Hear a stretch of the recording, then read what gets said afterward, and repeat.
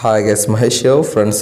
ఉమ్మడి ఆంధ్రప్రదేశ్లో గతంలో మనకు 2003 డిఎస్సి ద్వారా ఎంపికైన ఉపాధ్యాయులు ఎవరైతే ఉన్నారో వీరందరికీ కూడా చాలా మంచి అప్డేట్ అయితే రావడం జరిగిందండి. మీకు పాత పింఛన్ విధానం అనేది అమలవుతుందని చెప్పి తాజాగా సమాచారం అనేది రావడం జరిగింది. కేంద్రం తీసుకున్న తాజా నిర్ణయంతో తెలుగు రాష్ట్రాల్లో 16,000 మంది ఉపాధ్యాయులకు ప్రయోజనం చేకూరేలాగా అప్డేట్ ఉంది. కాబట్టి తప్పకుండా ఈ సమాచారాన్ని మీ మిత్రులందరికీ కూడా తెలియచేయండి. ఆ యొక్క ఏడాదిలో ఎవరైతే ఉద్యోగం సాధించారో కేంద్ర ప్రభుత్వ పింఛన్ వ్యవహారాల శాఖ తాజాగా జారీ చేసిన ఉత్తర్వులు తెలుగు రాష్ట్రాల్లోని దాదాపు 16,000 మంది ఉపాధ్యాయులకు ఊరట కలిగించనున్నాయి. వారికి పాత పింఛన్ పథకం అనేది వర్తించనుంది.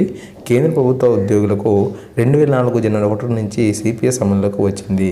కేంద్ర ప్రభుత్వం సోమవారం జారీ చేసిన ఉత్తర్వుల ప్రకారం 2004 జనవరి 1వ తేదీ తర్వాత నియమితులైన ఉద్యోగులకు పాత పింఛన్ పథకం వర్తిస్తుంది.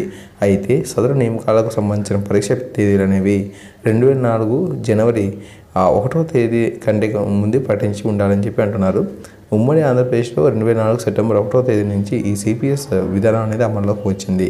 ఆ ప్రకారంగా చూస్తే 2004 సెప్టెంబర్ 1 నుంచి నియమకైన రాష్ట్ర ప్రభుత్వ ఉద్యోగులు ఉపాధ్యాయులకు సిపిఎస్ అనేది వర్తిస్తుంది. కాగా 2003 డిఎస్సి నియామకాలు 2005 నవంబర్లో జరిగాయండి. మరి ఫలితాలు మొత్తం చూస్తే 2004 జూలై నెలలోనే ప్రకటించారు. మరి ఈ క్రమంలో రాష్ట్రంలో సిపిఎస్ విధానం అమల్లోకి రాకముందే డిఎస్సి 2003 ఫలితాలు ప్రకటించినందున వారికి కూడా పాత పింఛన్ విధానం అనేది అమలు చేయాల్సి అయితే ఉంటుంది.